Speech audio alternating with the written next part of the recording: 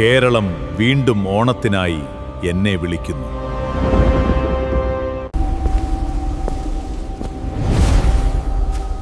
എന്റെ പ്രജകളെ കാണാൻ മാവേലി വീണ്ടും മടങ്ങിയെത്തി.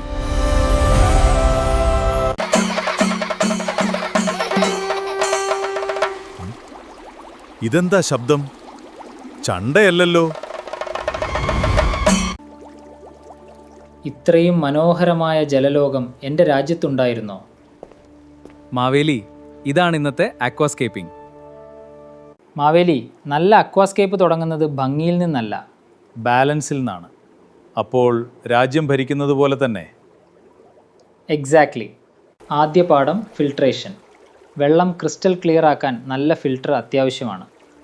അപ്പോൾ ഇത് എൻ്റെ മന്ത്രിയേക്കാൾ പ്രധാനപ്പെട്ടവനാണല്ലേ? വെള്ളം നിശ്ചലമാകരുത്. ശരിയായ ഫ്ലോ ആണ് ചെടികൾക്കും മത്സ്യങ്ങൾക്കും ഹെൽത്തി എൻവയറമെൻറ്റ് നൽകുന്നത്. അപ്പോൾ വെള്ളത്തിനും ഭരണക്രമം വേണം. ഇനി ലൈറ്റിംഗ്. ചെടികൾക്ക് വെളിച്ചം അലങ്കാരമല്ല, ഫോട്ടോസിന്തസിന്റെ ഫ്യൂവലാണ്.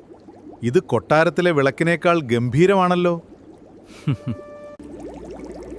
CO2 ശരിയായി നൽകുമ്പോൾ അക്വാറ്റിക് പ്ലാന്റ്സ് കൂടുതൽ വേഗത്തിൽ വളരും, നിറവും ഡെൻസിറ്റിയും കൂടും. അപ്പോൾ ചെടികൾക്കും ശ്വാസം വേണമല്ലേ? ഹാർഡ്സ്കേപ്പ് ആദ്യം, പിന്നെ പ്ലാന്റ്സ്. നേച്ചറിനെ കോപ്പി ചെയ്യാതെ നേച്ചറിൽ നിന്ന് ഇൻസ്പിറേഷൻ എടുക്കണം. ഇത് രാജകൊട്ടാരം പണിയുന്നത് പോലെയാണല്ലോ. ഇത് എൻ്റെ കാലത്ത് ഇത്ര ബുദ്ധിമുട്ടായിരുന്നില്ല.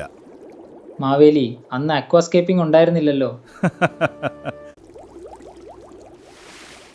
ഇതൊരു അക്വേറിയമാണോ അതോ ഒരു ചെറിയ കേരളമോ? ഇതാണ് ബാലൻസ്ഡ് അക്വാസ്കേപ്പിംഗ് മാവേലി. എനിക്കിതെല്ലാം വേണം.